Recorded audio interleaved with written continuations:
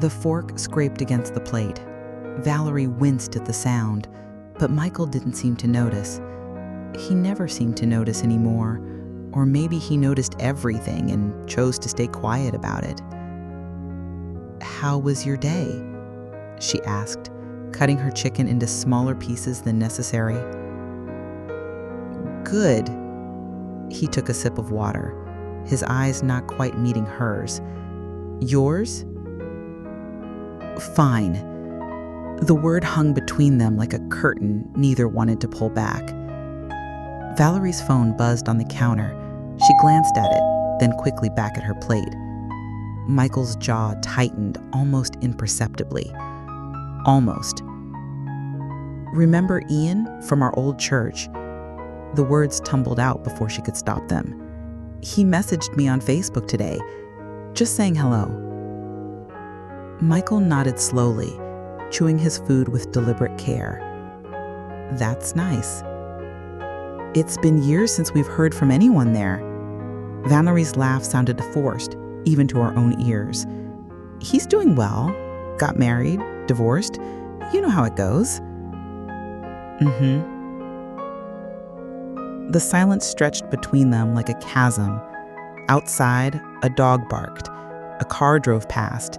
Normal sounds of a normal evening in a normal marriage, but nothing felt normal anymore. Valerie watched her husband as he ate. Really watched him. When had the lines around his eyes gotten so deep? When had his shoulders started carrying that weight she couldn't name? He was still handsome, tall, with kind brown eyes and graying hair that made him look distinguished rather than old, but something was different. Something had shifted. "I think I'll go to bed early tonight," she said, standing to clear the dishes. "I'll clean up." Michael's voice was gentle, the way it had always been. "You go ahead." She kissed the top of his head as she passed, breathing in the familiar scent of his cologne mixed with the sawdust from his workshop. He leaned into her touch for just a moment, and she felt something twist in her chest. Guilt? Longing? She couldn't tell anymore. At 11:15, Valerie lay in the darkness listening to Michael's breathing beside her. She had counted every breath for the past hour, waiting for the moment when it would deepen into sleep. Her phone glowed under her pillow, Ian's latest message burning bright behind her closed eyelids. "I can't stop thinking about you. About us. About what we almost had." The words made her stomach flutter and her heart race in ways that both thrilled and terrified her. When was the last time Michael had made her feel this way? When was the last time anyone had? At exactly 11:30, Valerie felt Michael slip from the bed. The mattress barely moved. He had always been careful not to wake her. In the darkness, she heard the whisper of clothes being pulled on, the soft pad of bare feet on hardwood. The front door opened with the faintest creak. Valerie held her breath until she heard his footsteps fade down the sidewalk. Then she crept to the window and peered through the curtains. In the pale streetlight, she could see his figure walking with purpose down their quiet street. Not the aimless wandering of insomnia, but the determined stride of a man with a destination. Where was he going? And more importantly, why now? This was the third night this week she had noticed him leave. The third night she had pretended to sleep while her husband disappeared into the darkness. She pressed her forehead against the cool glass and watched until he vanished around the corner. Then she reached for her phone and typed back to Ian. "I've been thinking about you too." The message sent before she could change her mind, before she could think about Michael walking alone in the dark, or the wedding ring still on her finger, or the promises they had made to each other 17 years ago at the very church where she had first met Ian. Somewhere in the distance, a clock tower chimed midnight. Valerie closed her eyes and wondered when her life had become something that happened in the dark, in secret, in the spaces between what was real and what she wished was real. Tomorrow, She would ask Michael about the walks. Tomorrow she would be honest about everything. But tonight, she texted Ian back and pretended not to count the minutes until her husband came home.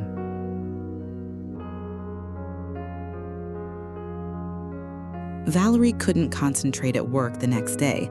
The accounting spreadsheets blurred together as her mind wandered to the messages waiting on her phone. Ian had responded twice more since her midnight reply, each text more intimate than the last. "Do you remember that summer evening when we walked by the lake after youth group? You wore that yellow dress." She remembered. God help her, she remembered everything about Ian Mitchell. The way he used to look at her during church services, the electricity she felt when their hands accidentally touched passing hymnals, the kiss they had almost shared behind the fellowship hall before guilt and her relationship with Michael stopped them.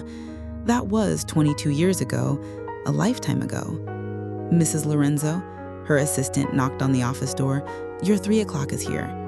Valerie quickly closed her phone and smoothed her skirt. "Send them in." But throughout the meeting, her phone seemed to pulse with unread messages. Every buzz made her heart skip. She found herself checking the time obsessively, calculating how many hours until Michael would leave on his mysterious walk and she could respond without fear of discovery. The irony wasn't lost on her. Here she was, planning her deception around her husband's own secret behavior. What was he hiding from her? Was he having his own affair? The thought should have devastated her, but instead it felt almost like permission. At lunch, she drove to the coffee shop where she and Michael used to go on dates when they were young. She ordered his favorite, black coffee, no sugar, and sat in their old booth staring at her phone. Ian's latest message was a photo. Him standing in front of their old church, St. Matthew's, where they had all attended youth group together. He looked older, of course, but still handsome in that rebellious way that had attracted her at 19. His dark hair was streaked with silver now, and there were lines around his green eyes, but his smile was exactly the same.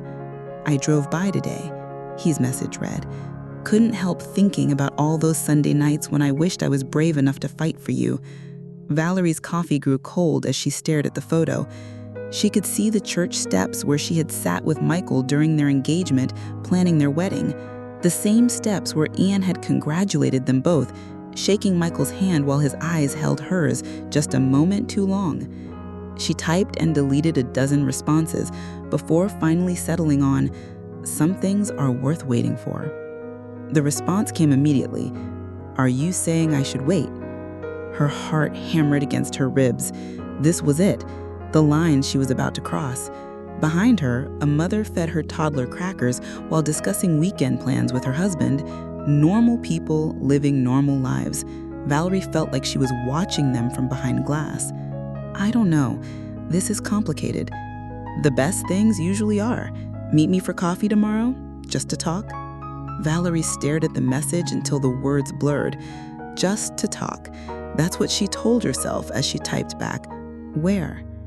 They made plans to meet at a cafe across town, somewhere she and Michael never went, somewhere safe, somewhere she could pretend this wasn't really happening. That evening, Michael was quiet again during dinner. He had picked up Chinese takeout on his way from the construction site where he worked as a foreman. The same order they always got: sweet and sour chicken for her, beef and broccoli for him. After 17 years of marriage, they could predict each other's choices with mathematical precision. "How was your day?" he asked, the same question he asked every evening. "Busy," she said, the same answer she always gave. But tonight, she watched him more carefully, the way he pushed his food around his plate, the way his eyes seemed to focus on something she couldn't see, the way he glanced at the clock on the microwave, 11:15. "Michael," she said suddenly, "is everything okay? With us, I mean?" He looked up, surprised. For a moment, she saw something raw and vulnerable in his expression. Pain, maybe, or fear. "Why would you ask that?" His voice was gentle, but guarded. "You seem distant lately, distracted." He reached across the table and took my hand. His palms were rough from years of construction work, but his touch was infinitely gentle. "I love you, Valerie. You know that, right?" The words hit me like a physical blow. I love you too. But even as she said it, she could feel her phone buzzing in her purse. Another message from Ian, another secret, another step away from the man whose hand held hers across their kitchen table. Michael squeezed her fingers once more, then released her. I think I'll take a walk tonight, clear my head. Michael, wait. The words tumbled out before she could stop them. Where do you go on these walks? He had a flicker across his face. Guilt? Relief. Just around the neighborhood. Helps me think. He was lying. She could tell by the way his eyes shifted slightly to the left, the same tell he'd had since she'd known him. But she nodded anyway, because she was lying too. At exactly 11:30, he kissed her forehead and slipped out into the night. Valerie waited until his footsteps faded, then grabbed her phone. Ian's latest message was simple. Can't wait to see you tomorrow. Neither could she. God forgive her, neither could she. She spent the next hour researching the cafe where they planned to meet, reading reviews, looking at photos, planning what she would wear. She told herself it was just coffee, just conversation with an old friend. But when she finally fell asleep at 1:30 a.m., 30 minutes after Michael quietly returned and slipped back into bed beside her, her dreams were full of yellow dresses and summer evenings, and the road not taken.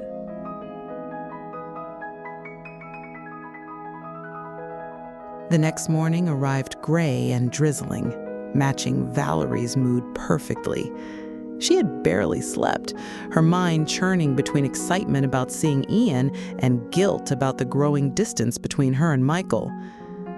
Her husband had risen early, as always, leaving for work with a gentle kiss on her forehead and a thermos of coffee she had prepared for him. Such a small gesture, such an ordinary kindness. Why did it feel like it was burning a hole through her chest? At work, Valerie found herself watching the clock with the intensity of a prisoner counting down to free him. Her meeting with Ian was set for 3 o'clock at Brewster's Cafe, a trendy little place with exposed brick walls and artisanal coffee that she had never been to before. She had chosen it specifically because it was the kind of place Michael would never think to look for her. The thought made her stomach twist. By 2:30, she had changed her outfit twice, finally settling on a navy dress that was professional enough to pass for a work meeting, but flattering enough to make her feel confident. She had put on makeup with more care than she had in months, and caught herself checking her reflection in every surface she passed. Ian was already there when she arrived, sitting at a corner table with 2 cups of coffee waiting. He stood as she approached, and for a moment she felt 19 again. He was wearing a gray sweater that brought out his eyes, and when he smiled, she remembered exactly why she had fallen for him all those years ago. Valerie. He said her name like a prayer, and she felt her knees go weak. Hi, Ian. She sat down quickly, kneading the table between them as a barrier. You look beautiful, he said simply, and she felt herself flush. They talked for 2 hours. About work, about their families, about the changes in their hometown since they had all been young together. Ian was a marketing executive now, recently divorced from a woman who never understood him the way you did, he said. He had no children, while Valerie found herself talking about the children she and Michael had tried for, but never had. A painful subject that she rarely discussed, but somehow Ian made it easy to share. I always pictured you with kids, Ian said softly. You were so good with the little ones in Sunday school. Sometimes things don't work out the way we plan, Valerie replied, surprised by the steadiness of her own voice. No, Ian agreed, his eyes holding hers. Sometimes we make choices we regret. The weight of his words hung between them. They both knew what choice he was referring to, the choice to let her go, the choice not to fight for her when Michael had proposed. Ian, she started, but he reached across the table and covered her hand. I know this is complicated, he said. I know you're married, but seeing you again, Valerie, it feels like coming home. She should have pulled her hand away, should have said this was wrong, that she needed to go home to her husband. Instead, she let his thumb trace across her knuckles and wondered why such a simple touch could make her feel more alive than she had in years. When she finally left the cafe, it was nearly 6 o'clock. She drove home through the darkening streets, her mind spinning with everything Ian had said. He had asked to see her again, and despite every rational thought in her head, she had said yes. Michael was in his workshop when she got home, the sound of his circular saw echoing through the garage. She watched him through the window for a moment, noting the concentration on his face as he worked on what looked like a jewelry box. His movements were precise, careful, practiced. He had always been good with his hands, creating beautiful things from raw wood. When had she stopped noticing? When had she stopped appreciating the way he built their life together, piece by careful piece? "Smells like coffee," Michael said when she came into the kitchen. He had sawdust in his hair and a small cut on his thumb that he was pressing with a paper towel. "Let me see that," Valerie said automatically, reaching for his hand. "It's nothing." But he let her examine the cut anyway, let her clean it and apply a small bandage. His hands were so familiar, so steady.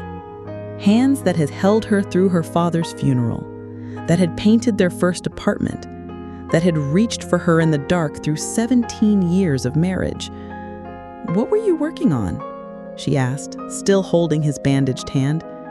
"Something for you," he said simply. "Your birthday is coming up." Her birthday? She had forgotten. In 2 weeks, she would be 43, and her husband was building her something beautiful with his own hands while she... The guilt hit her so hard she had to sit down. That night, dinner was quieter than usual. Michael seemed lost in thought, glancing at the clock more frequently than normal. At 11:15, he pushed back from the table. "I think I'll take that walk now," he said. Valerie nodded, not trusting her voice. She watched him put on his jacket, noting the deliberate way he moved, like a man preparing for something important rather than a casual stroll. "Michael?" she called as he reached for the door handle. "Where exactly do you walk? I mean, what route do you take?" He paused, his hand on the door. For a long moment, he didn't answer. When he turned back to her, his expression was unreadable. "Different places," he said finally. "Depends on what I need to think about." Another non-answer, another deflection. After he left, Valerie found herself standing at the living room window watching his figure disappear down the street. Tonight, instead of turning left toward the main road as she expected, he turned right, toward the older part of town, toward the church district. On impulse, she grabbed her car keys. She drove slowly, keeping her headlights off, following the route she thought he might have taken. The streets were mostly empty, just a few late-night dog walkers and the occasional car. She felt ridiculous, spying on her own husband like some character in a bad movie. She was about to give up when she saw him. He was walking up Maple Street, past the old Victorian houses and toward the hill where several churches sat like silent sentinels against the night sky. Valerie pulled over and turned off the engine, watching from a distance as Michael's figure grew smaller and smaller. He walked with purpose, never hesitating, never looking back. This wasn't a casual stroll or an aimless wandering. This was a pilgrimage. But to where? And why? Valerie sat in her dark car for nearly an hour, but Michael never returned the way he had come. Eventually, she drove home and went to bed, lying awake until she heard the front door open and his quiet footsteps on the stairs. The clock read 1:15 a.m. Where had he been for almost 2 hours? And why did the mystery of it make her feel both worried and oddly relieved? If Michael had secrets too, did that make her own deception less wrong? She fell asleep still wondering and dreamed of Ian's hands on hers and Michael's figure walking alone through dark streets towards something she couldn't see.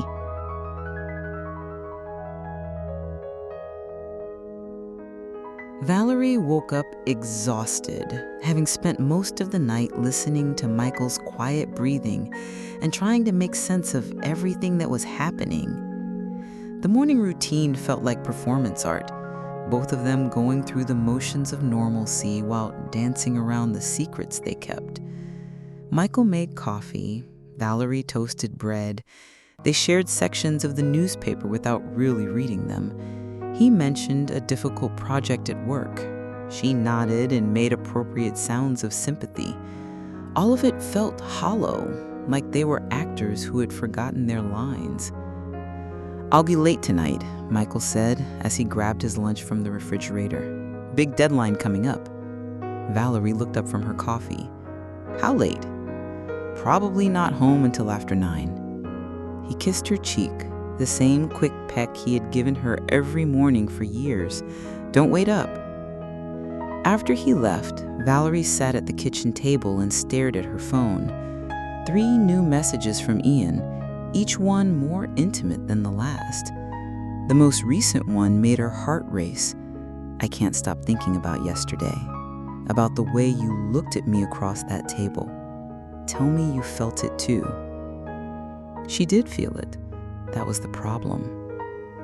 At work, Valerie found herself making excuses to leave early. "A dentist appointment," she told her assistant. "Personal business that couldn't wait." The lies came so easily now, each one building on the last until she felt like she was constructing a house of cards that would eventually come crashing down. Ian had suggested they meet at Riverside Park, a quiet place with walking trails and secluded benches overlooking the water. "More private," he had texted, and Valerie's pulse quickened at the implication. She found him by the old oak tree where teenagers carved their initials, sitting on a bench with his face tilted toward the afternoon sun. He looked younger somehow, more relaxed than she remembered him being even in their youth. Success suited him. "You came," he said simply as she approached. "I almost didn't, but you did." He patted the bench beside him. "That's what matters." They sat in comfortable silence for a while, watching the ducks glide across the pond. Valerie tried to remember the last time she had felt this peaceful, this present. Even the guilt couldn't quite overshadow the simple pleasure of being here with him. "Tell me about your marriage," Ian said eventually. "Are you happy?" The question hit her like cold water. I don't think that's fair to ask." "I'm not trying to be fair," Ian replied, turning to face her. "Are you happy, Valerie?" She got about Michael's mysterious walks, the way they had stopped really talking to each other, the careful distance they maintained even when sharing the same bed. She thought about the children they had tried for but never had, and how that loss had created a chasm between them that they had never quite figured out how to bridge. "I don't know," she said finally. "I don't know what happiness looks like anymore." Ian reached for her hand, and this time she didn't pull away. "I remember what it looked like," he said softly. "You used to laugh at everything. You had this way of seeing joy in the smallest things. A good song on the radio, fresh snow, the way sunlight hit stained glass windows during Sunday service." Valerie felt tears prick her eyes. She had forgotten that version of herself. "I think about that night by the lake, the night before you got engaged to Michael. You were wearing that yellow dress and you looked so beautiful in the moonlight. We almost—" "Don't," Valerie whispered. "Please don't." "Why not? We're both adults. We both know what almost happened." His thumb traced across her knuckles. "We both know what should have happened." "I married Michael, but I lacked conviction. You married him because it was safe, because it was what everyone expected. Your parents loved him, the church approved of him. He was the responsible choice." Each word felt like a scalpel, cutting away at the careful justifications she had built around her life. "Michael is a good man. I never said he wasn't. But good and right aren't always the same thing, are they? Valerie pulled her hand away and stood up abruptly. I should go. Valerie, wait. Ian stood too, and suddenly he was very close. Close enough that she could smell his cologne, see the flecks of gold in his green eyes. I love you. I've always loved you. And I think you love me too. The words hung between them like a challenge. Valerie felt her world tilt on its axis. Part of her wanted to deny it, to run back to the safety of her marriage and her predictable life. But a larger part, the part that had been sleeping for years, wanted to step into his arms and never look back. This is wrong, she whispered. Is it? Or is it the first right thing either of us has done in 20 years? Before she could answer, Ian leaned down and kissed her. Softly first, tentatively, giving her every opportunity to pull away. When she didn't, when she instead found herself kissing him back, he deepened the kiss until she forgot her own name. When they finally broke apart, both were breathing hard. Valerie touched her lips, stunned by her own response. Valerie, Ian said, but she was already backing away. I have to go. I have to think. She drove home in a daze, her lips still tingling from Ian's kiss. The taste of him lingered in her mouth, and she found herself touching her lips compulsively, like a teenager after her first kiss. At home, she stood in her kitchen and tried to remember what normal felt like. She made dinner, spaghetti and meatballs, Michael's favorite, and set the table for two. But as she worked, she kept thinking about what Ian had said, about the person she used to be, about choices and safety, and the difference between good and right. Michael called at 7 to say he would be even later than expected. Problems with the foundation pour. Might be midnight before I get home. Okay, Valerie said, surprised by her own relief. I'll leave dinner in the refrigerator. After she hung up, the house felt enormous and empty. She wandered from room to room, seeing everything with new eyes. The wedding photos on the mantle where she and Michael looked impossibly young and hopeful. The kitchen where they shared thousands of meals. The bedroom where they had made love and held each other and dreamed of the children they would never have. All of it felt like someone else's life. At 11 o'clock, she found herself standing at the window again, waiting for Michael to begin his mysterious walk. But tonight, the house remained quiet. Tonight, her husband was exactly where he said he would be, at work, solving problems, being responsible. Tonight, she was the one with secrets. Valerie went to bed alone and lay in the darkness, replaying Ian's kiss over and over until it felt more real than the ring on her finger, or the vow she had spoken, or the man she had promised to love until death parted them. Outside, it started to rain.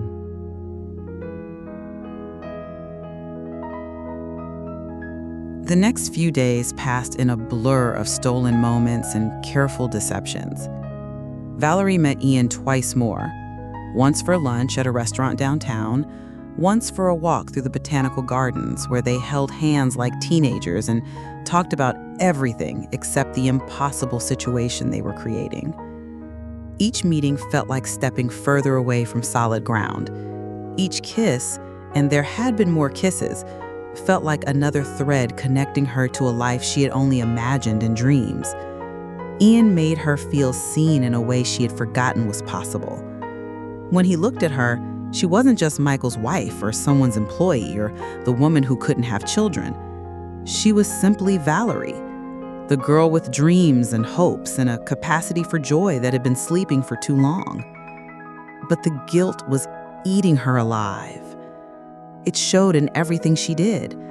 The way she couldn't meet Michael's eyes during dinner, the way she startled every time her phone buzzed, the way she found herself studying his face, looking for signs that he knew, that he suspected, that their careful dance of secrets was about to collapse.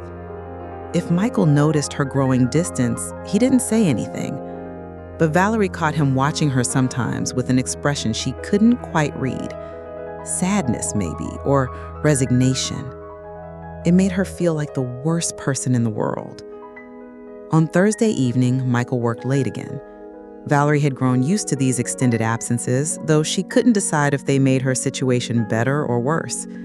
Better because she didn't have to pretend everything was normal. Worse because they left her alone with her thoughts and her phone full of messages from Ian. She was cleaning the kitchen when Mrs. Cooper from next door knocked on the back door.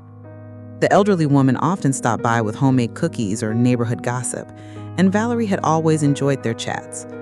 Tonight, however, she felt exposed, as if her secrets were written across her face in scarlet letters. "Evening, dear," Mrs. Cooper said, holding a plate of oatmeal cookies. "Thought you and Michael might like these." "That's so sweet of you. Would you like some coffee?" "Oh, I can't stay long. Harold's expecting me back for his evening pills." Mrs. Cooper glanced around the kitchen. "Michael working late again?" "Yes, big project deadline." "That man works too hard, though I suppose it's better than some alternatives. At least you know he's not getting into trouble." Something in her tone made Valerie look up sharply. "What do you mean?" Mrs. Cooper lowered her voice conspiratorially. "Well, I probably shouldn't say anything, but I've seen him walking through the neighborhood these past few weeks, late at night, around midnight. Thought it was odd, but Harold said maybe he has insomnia. Men his age often do." Valerie's heart began to race. "Walking where exactly?" "Oh, down Maple Street, toward the church district. I only noticed because Harold and I were up late watching that detective show. You know, the one with the handsome British fellow? And I happened to look out the window. I hope I haven't worried you unnecessarily." "No, of course I knew," Valerie lied smoothly. "He mentioned needing fresh air to help him sleep." But after Mrs. Cooper left, Valerie found herself pacing the living room like a caged animal. The church district. Michael was walking toward the churches, but why and which one? At 11:15, she positioned herself at the upstairs bedroom window with a clear view of the street.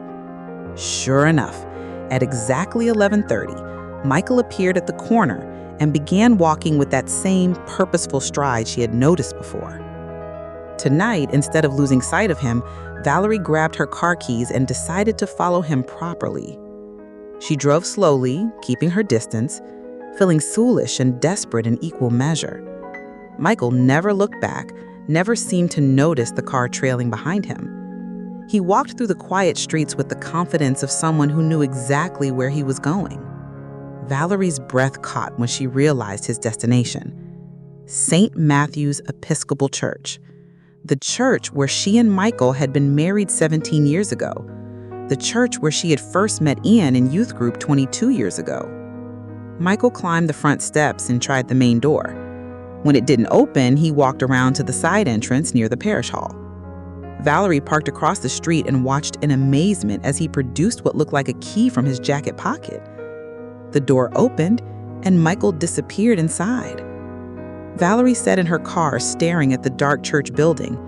A few windows glowed with soft light, probably security lighting or candles left burning in the sanctuary. But why did Michael have a key? Why was he going there every night? She thought about Ian, about their secret meetings and stolen kisses. She thought about the growing distance between her and her husband, the careful way they moved around each other like strangers sharing space.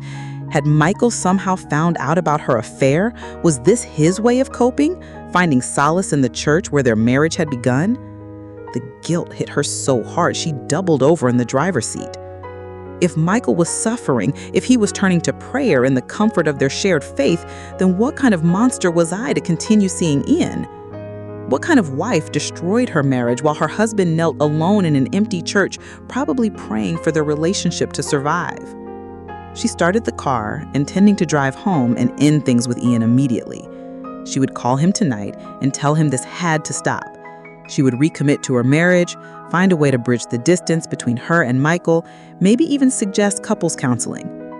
But as she pulled away from the curb, she caught sight of movement in one of the church windows. A figure moving slowly through the sanctuary, Michael's silhouette, unmistakable even at this distance. He wasn't kneeling at the altar. He wasn't sitting in a pew with his head bowed in prayer. He was walking back and forth, his movements agitated, almost frantic, like a man wrestling with something enormous and losing the battle. Valerie pressed her foot harder on the accelerator and drove home through the empty streets, her heart hammering against her ribs. Whatever was happening in that church, whatever Michael was struggling with, she wasn't ready to face it, not yet. Not when her own sins felt too heavy to bear. She was in bed, pretending to sleep, when Michael returned at 1:20 a.m. In the darkness, she listened to him moving around the bathroom, getting ready for bed with the careful quiet of someone trying not to wake their spouse. When he finally slipped under the covers beside her, she could smell something faint and sweet on his clothes. Candle wax, maybe, or incense. The smell of a church during evening prayer. "Valerie?" he whispered into the darkness. She kept her breathing even, feigning sleep. "I love you," he said quietly. "I hope you know that. Whatever happens, I need you to know that." The words felt like a knife twisting in her chest. Valerie lay perfectly still until Michael's breathing deepened into sleep, then silently cried into her pillow until dawn.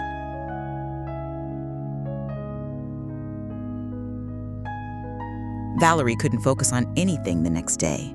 The image of Michael moving restlessly through the dark church haunted her, mixing with the memory of his whispered, "I love you," in the darkness. She felt like she was being pulled apart by invisible hands stretched between two worlds that couldn't coexist. Ian texted her 3 times before noon, each message more insistent than the last. "Need to see you today," the final one read. "Something's changed. Can you meet me at our place in the park?" Our place? When had Riverside Park become theirs? When had she allowed herself to build a secret life with boundaries and traditions and shared spaces? Valerie stared at her computer screen, the quarterly reports blurring together into meaningless numbers. Around her, the office buzzed with normal Friday energy, people talking about weekend plans, discussing lunch options, complaining about deadlines. Normal people living normal lives without secrets eating them alive from the inside. At 2 o'clock, she gave up pretending to work and drove to the park. Ian was pacing by their bench, his usually perfect composure clearly shattered. When he saw her car, he strode over before she had even turned off the engine. "We need to talk," he said as she got out. "Ian, No, let me say this first." He ran his hands through his hair, a gesture she remembered from their youth when he was nervous or excited.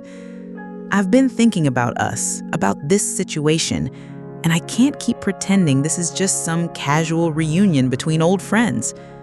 Valerie's stomach dropped. "Ian? I'm in love with you, Valerie.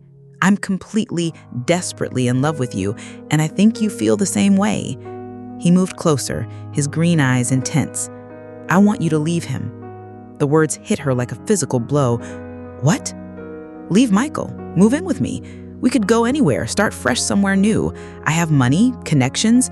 We could have the life we should have had 20 years ago." Valerie backed away from him, shaking her head. "You're talking crazy." "Am I? Look me in the eye and tell me you don't love me." Ian reached for her hands, but she pulled them away. "Tell me you're happy in your marriage. Tell me you don't think about what we could have together." "I can't. This is insane." "What's insane is wasting any more time pretending we don't belong together."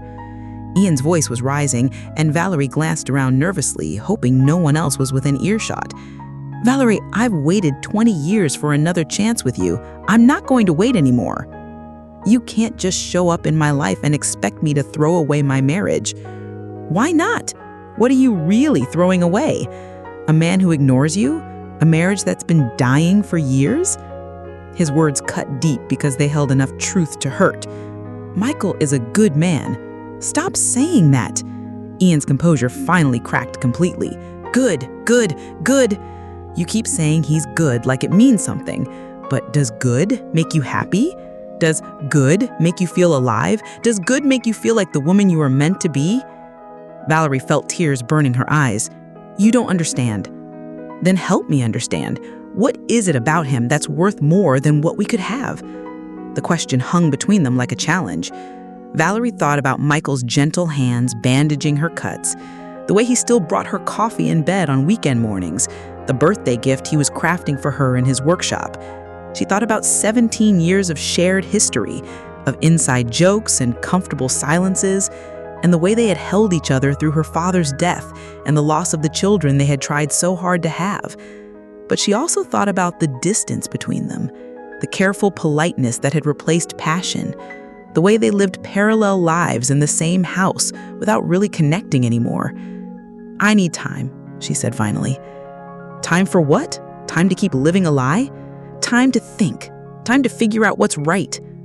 Ian stared at her for a long moment, his jaw tight. When he spoke again, his voice was quiet but determined. "Okay, but I won't wait forever, Valerie, and I won't keep being your secret. Either we're going to be together, really together, or we need to end this now." "Ian, please." "I mean it. I love you too much to settle for stolen hours and hidden kisses. You deserve better than that. We both do." He stepped closer and cupped her face in his hands. "Choose me, Valerie. Choose the life you really want instead of the one you think you should have." He kissed her then, deep and desperate and full of 20 years of longing. For a moment, Valerie let herself get lost in it, let herself imagine what it would be like to choose passion over stability, desire over duty. Then reality crashing back in. "I have to go," she whispered against his lips. "Valerie, I have to go." She pulled away and ran to her car, not looking back even when he called her name. The drive home was a blur of tears and traffic lights and the voice in her head that wouldn't stop screaming. Ian was right about one thing. This couldn't continue. She was destroying everyone involved, including herself. At home, she found Michael in the kitchen making dinner. Something simple, grilled cheese sandwiches and tomato soup, but he had set the table with our good dishes and lit a candle between them. "Thought we'd have a nice dinner together," he said without looking up from the stove. "Feels like we haven't really talked in weeks." The kindness in his voice nearly broke her. "Michael, Sit down. Food's almost ready." Valerie sat at the table and watched her husband move around their kitchen with practiced efficiency. He knew where everything was, had probably cooked in this space thousands of times over the years. This was his home, their home, built one shared meal at a time. "How was your day?" he asked, settling into his chair across from her. Valerie opened her mouth to give the usual non-answer, then stopped, really looked at her husband, at the new lines around his eyes, the way his shoulders seemed to carry some invisible weight, the careful hope in his expression as he waited for her to respond. "Difficult," she said finally. Michael nodded as if he understood exactly what she meant. "Mine too." They ate in silence for a while, but it wasn't the uncomfortable quiet that had characterized their recent meals. It felt different somehow, more intentional, like they were both waiting for something to break open between them. Michael, setting down his spoon, eventually said, "Valerie, are we okay? I mean, really okay?" The question she had been dreading and hoping for in equal measure, the question that could change everything or destroy everything, depending on how she answered. "I don't know," she said in her voice barely above a whisper. Michael reached across the table and took her hand. His fingers were warm and calloused, and so familiar it made her chest ache. He said, "Whatever's wrong, we can fix it. Whatever's happened, whatever's happening, we can work through it together." Valerie stared at their joined hands, his wedding ring catching the candlelight, hers feeling suddenly heavy on her finger. He was offering her a way back, a chance to rebuild what they had damaged through neglect and distance and the slow erosion of intimacy.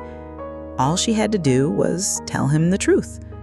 All she had to do was confess everything and trust that 17 years of marriage was strong enough to survive her betrayal.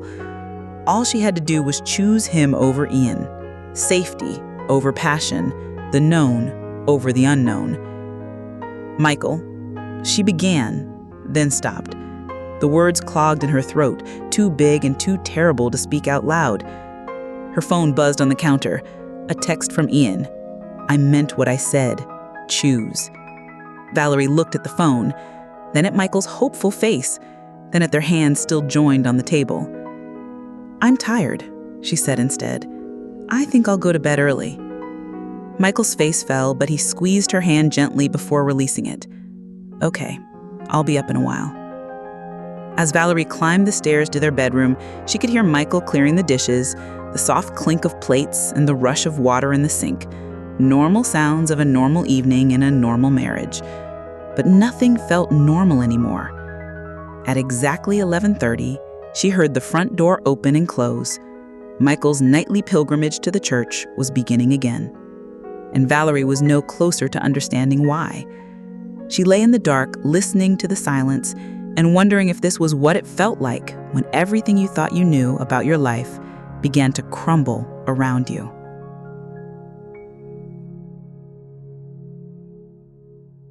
Valerie couldn't sleep.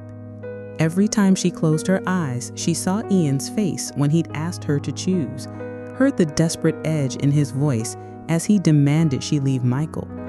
The weight of the decision pressed down on her chest like a stone, making it hard to breathe.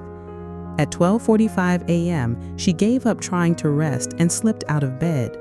Michael still hadn't returned from his mysterious walk to the church.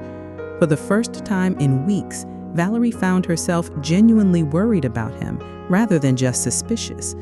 What if something had happened? What if he was hurt, alone in that dark church with no one to help him? The thought galvanized her into action. She threw on jeans and a sweater, grabbed her keys, and drove through the empty streets towards St. Matthew's. The church looked different at this hour, more imposing somehow, with its Gothic spires reaching toward the star-filled sky. Valerie parked across the street in the same spot she had used before, but this time she didn't stay in the car. She crossed the empty street and walked quietly up the church steps. The main doors were locked, as expected, but she remembered seeing Michael use the side entrance. Her heart hammered as she made her way around the building, stepping carefully on the uneven stone path. The side door was slightly ajar, spilling a thin line of golden light on the ground. Valerie pressed her ear to the gap and listened. At first she heard nothing but the old building's natural creaks and sighs. Then, very faintly, she heard Michael's voice. He was talking to someone, but she couldn't make out the words. Was he on the phone? Had he met someone there? Valerie pushed the door open just wide enough to slip inside. The parish hall was dark, but she could see light coming from the doorway that led to the main sanctuary. She crept forward, her sneakers silent on the carpet, until she reached the entrance to the nave. What she saw there made her knees buckle. Michael was alone in the vast sanctuary, kneeling at the altar rail with his head bowed. Candles flickered around him, casting dancing shadows on the stone walls. But he wasn't just sitting in silent meditation. He was talking, praying in a low, steady voice that carried clearly in the empty space. Valerie pressed herself against the doorframe and listened, her heart breaking with every word. "Please help her," Michael was saying. "I know she's struggling with something. I can see it in her eyes, the way she can't look at me anymore.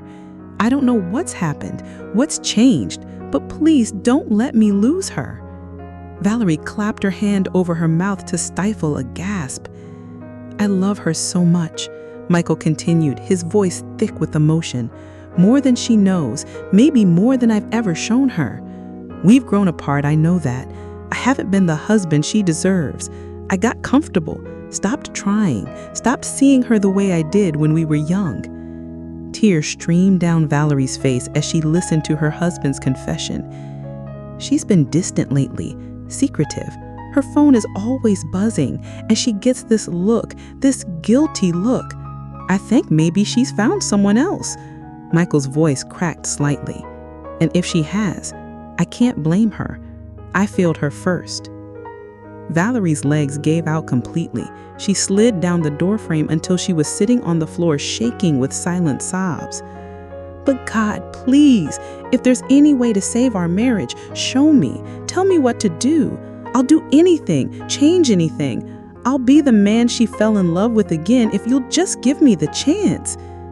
Michael lifted his head slightly, and in the candlelight, Mallory could see tears on his cheeks. "I know I don't deserve her," he continued. "I know I've taken her for granted. but she's the best thing that ever happened to me. She's my partner, my best friend, the love of my life. If you take her from me, I don't know how I'll survive it." Valerie watched in amazement as her husband reached into his jacket pocket and pulled out a small wooden box. Even from a distance, she recognized his handiwork, the same careful craftsmanship she had seen in his workshop. "I made this for her," Michael said, opening the box, "for her birthday next week. I wanted to give her something that showed how much she meant to me. But now I'm afraid it's too late. I'm afraid I've already lost her."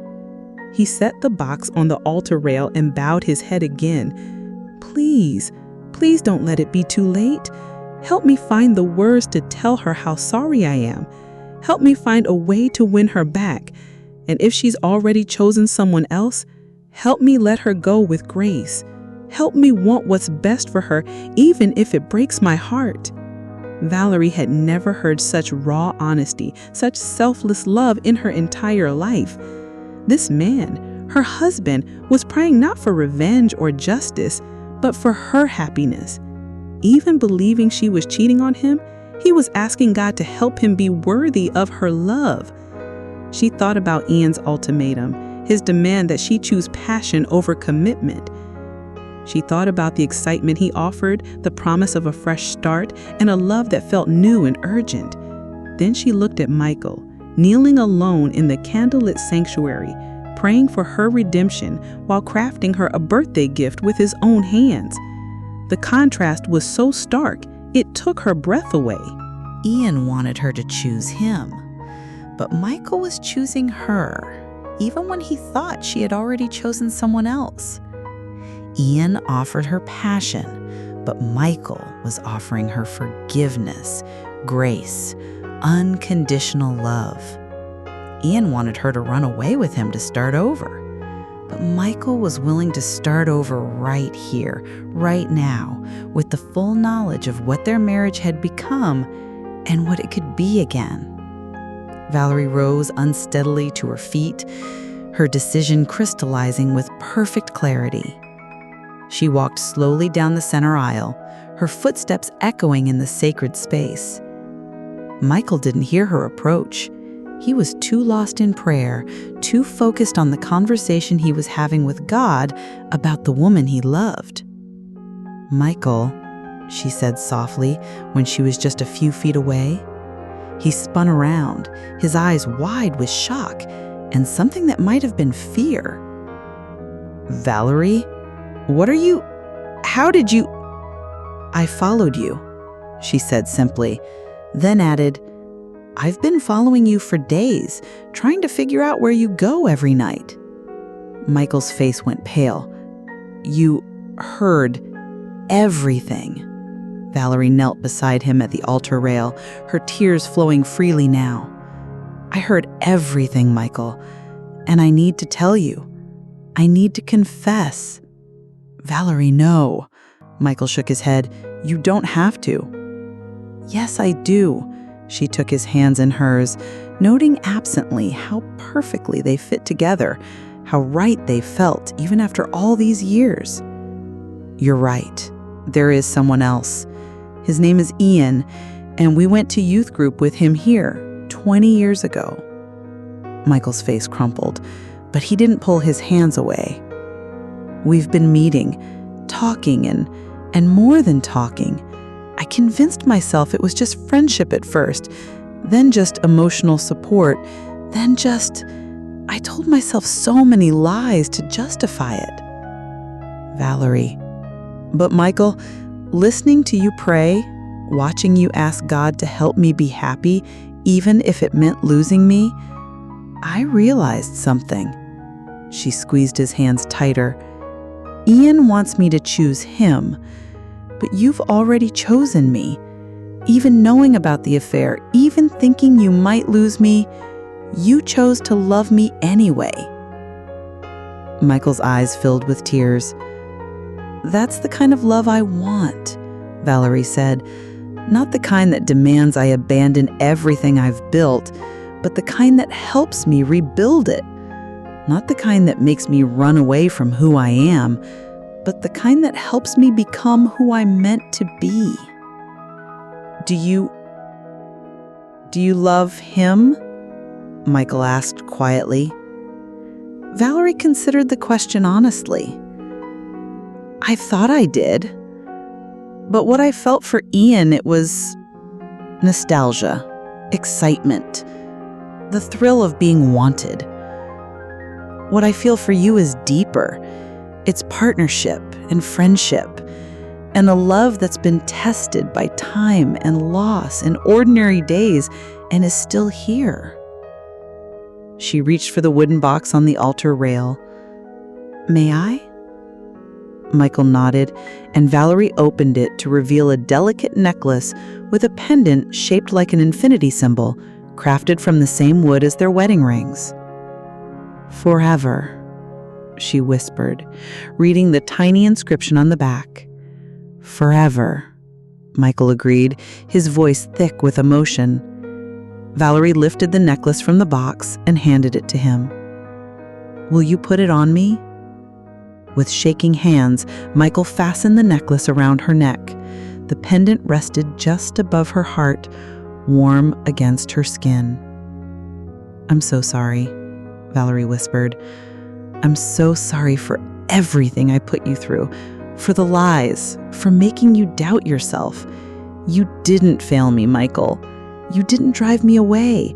I made terrible choices, and I'm going to spend the rest of our marriage making it up to you. We both made mistakes, Michael said softly. We both stopped trying, stopped seeing each other clearly. But we're here now. We're both here in the place where we promised to love each other forever. Valerie looked around the sanctuary, seeing it as if for the first time.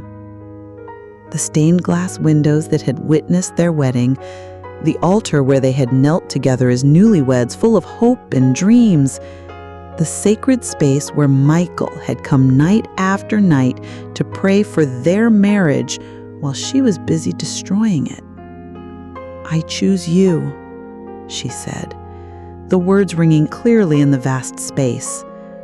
I choose us.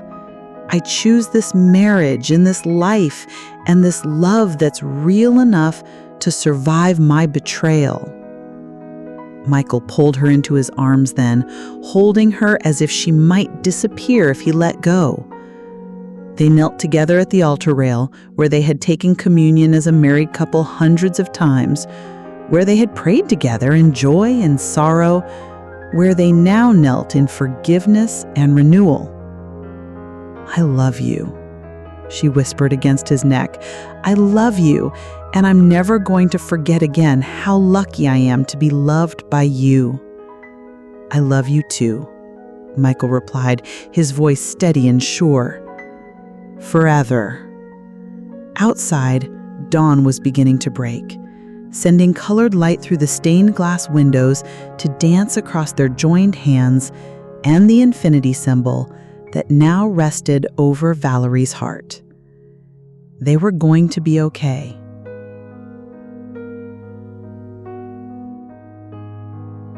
The sanctuary felt different now, transformed from a place of Michael's solitary anguish into a space of shared healing. Valerie and Michael remained kneeling at the altar rail as the first rays of morning sun began to paint the stained glass windows in brilliant colors. How long have you been coming here? Valerie asked softly, her head resting against Michael's shoulder. 3 weeks, he replied, his arm tightening around her. Ever since I realized something was seriously wrong between us. I didn't know what else to do, so I came back to where we made our vows. I thought maybe if I prayed here, in this sacred space, God would help me find a way to reach you. Valerie lifted her head to look at him. In the growing light, she could see the exhaustion in his face, the toll that weeks of sleepless nights and heartbreak had taken on him. You never said anything. You never confronted me or accused me of anything. What was I supposed to say? I think you're having an affair, but I love you anyway? I was terrified that if I brought it up, it would force you to make a choice. and I was afraid you wouldn't choose me." The honesty in his voice made Valerie's chest ache. "So you chose to suffer in silence?" "I chose to fight for us the only way I knew how," Michael corrected gently. "I chose to believe that what we built together was worth saving, even if I had to do the saving alone." Valerie thought about Ian, about his demands and ultimatums, his insistence that she abandon her marriage for the promise of something new and exciting. The contrast between the two men couldn't have been clearer. One had asked her to destroy everything she had built. The other had worked quietly to preserve it. "I have to call him," Valerie said suddenly. "Ian, I have to end it properly." Michael tensed slightly, but nodded. "Do you need to do that now?" Valerie considered this.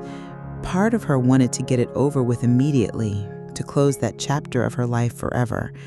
But another part recognized that this moment, this sacred space, this reconciliation deserved to be protected from anything that might diminish it.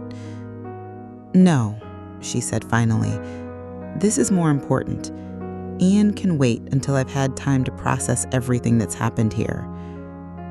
They sat in comfortable silence as the church filled slowly with morning light. The stained glass windows came alive with color, deep blues and rich reds, golden yellows and emerald greens.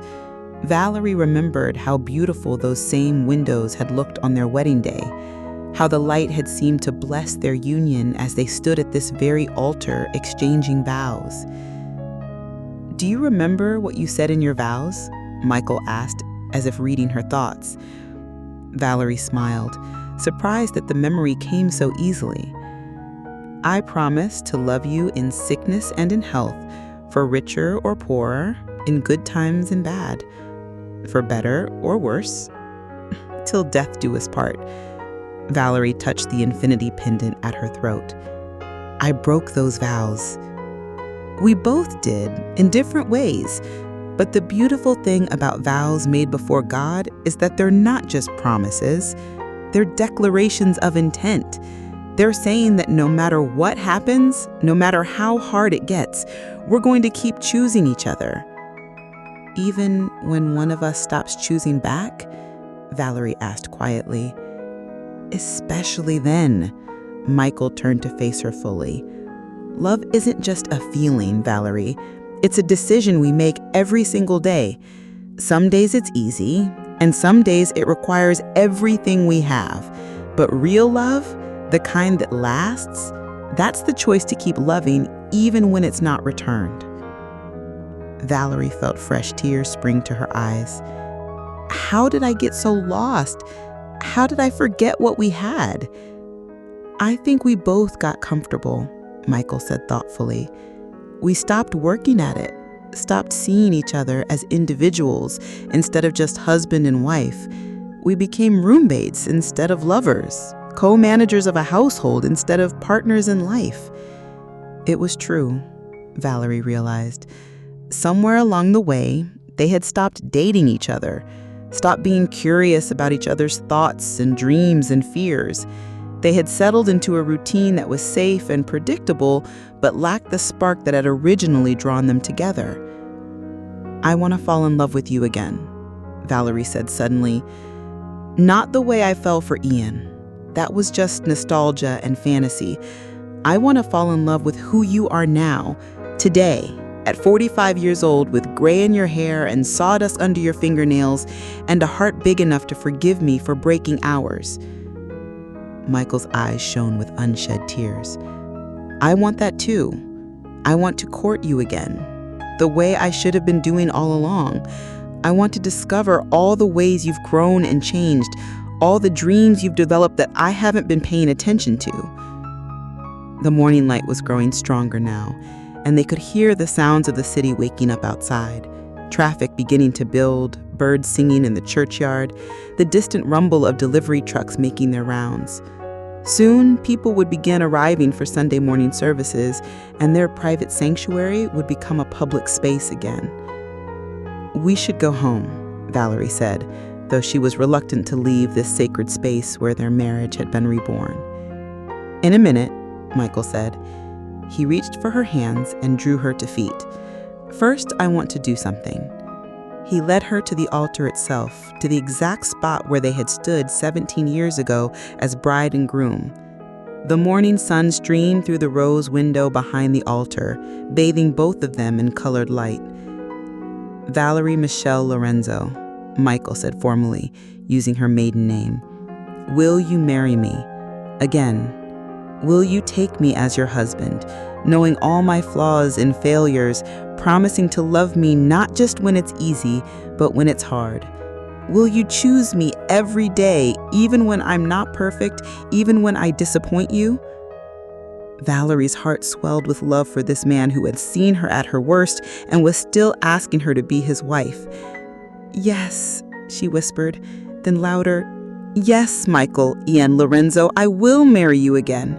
I will choose you every day, in good times and bad, for better or worse, as long as we both shall live." Michael leaned down and kissed her then, not the desperate, hungry kisses she had shared with Ian, but something deeper and more profound. A kiss that spoke of forgiveness and renewal, of promises kept and vows restored. A kiss that tasted like coming home. When they broke apart, both were crying and laughing at the same time. "I love you, Mrs. Lorenzo," Michael said, spinning her around in the colored sunlight. "I love you too, Mr. Lorenzo," Valerie replied, feeling lighter than she had in months. They walked out of the church hand in hand, emerging into a world that looked exactly the same as it had when Valerie entered, but felt completely transformed. The air seemed fresher, the colors more vivid, the possibilities endless. At home, they made breakfast together, something they hadn't done in years. Michael scrambled eggs while Valerie made toast, and they moved around each other in the kitchen with a new awareness, sharing touches and smiles that felt both familiar and brand new. "I have something I need to do," Valerie said as they finished eating. Michael nodded, understanding. "Do you want me to stay while you call him?" Valerie considered this. Part of her wanted Michael's support, but another part felt that ending things with Ian was something she needed to do alone, as a demonstration of her commitment to her marriage. "No," she said. "This is something I need to handle myself. But I want you to know that after I make this call, Ian Mitchell will never be a part of our lives again." "I trust you," Michael said simply, and the words carried a weight that took Valerie's breath away. Valerie went upstairs to their bedroom and sat on the edge of the bed where she had spent so many sleepless nights, torn between two worlds. Now, in the clear light of morning, with the infinity pendant warm against her skin, there was no conflict at all.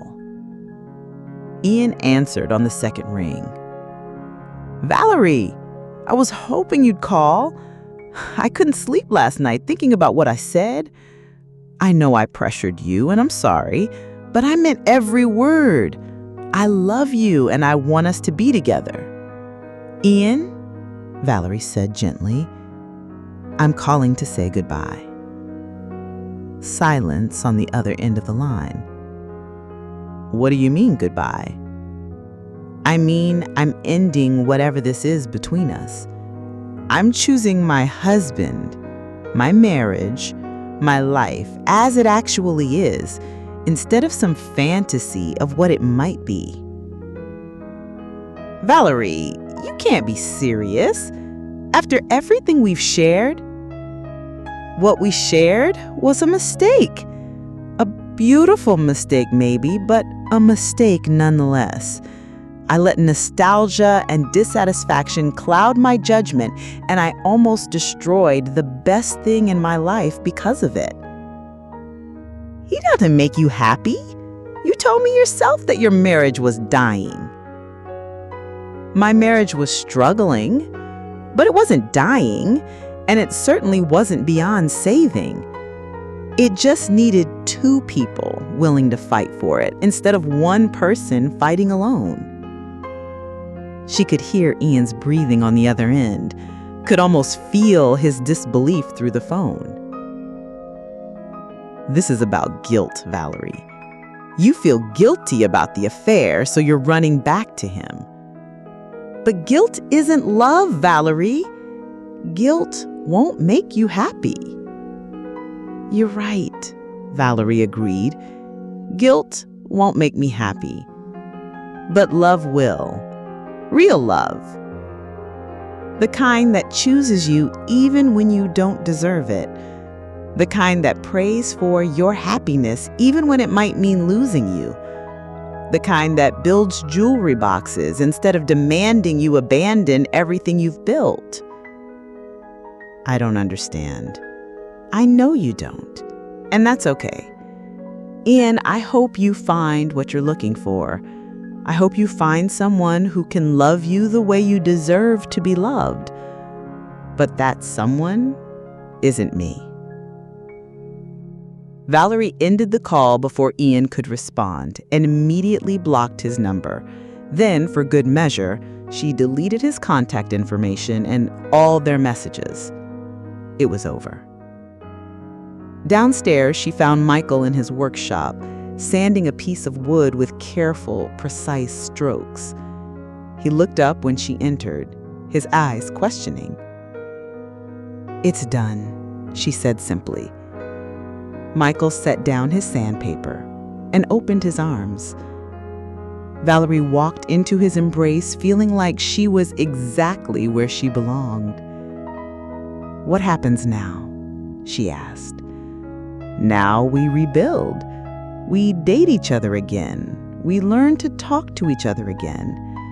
We remember what made us fall in love in the first place and discover new reasons to stay in love. And we forgive each other. And we forgive ourselves," Michael added, kissing the top of her head. That evening, they went to dinner at the restaurant where they'd had their first date 20 years ago. They talked for hours, really talked, about their hopes and fears, their disappointments and dreams. Valerie felt like she was meeting her husband for the first time, discovering depths in him that she had forgotten existed. As they walked to the car afterward, Michael took her hand. "I have a confession," he said. Valerie's heart skipped a beat. "What?" "I've been praying every night for 3 weeks that God would give me the strength to win you back. But last night, I changed my prayer. I asked God to help me accept losing you if that would make you happy." And Valerie stopped walking and turned to face him. And this morning, I got my answer. God didn't want me to lose you or win you back. He wanted us to choose each other every day for the rest of our lives.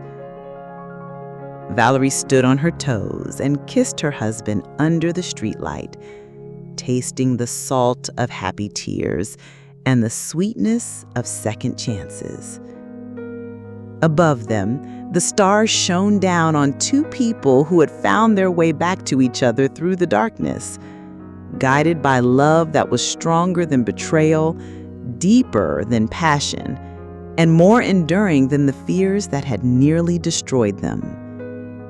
They drove home together through the quiet streets, past the church where their marriage had died and been reborn in the space of a single night, toward a future that looked exactly like their past, but felt like the greatest adventure of their lives.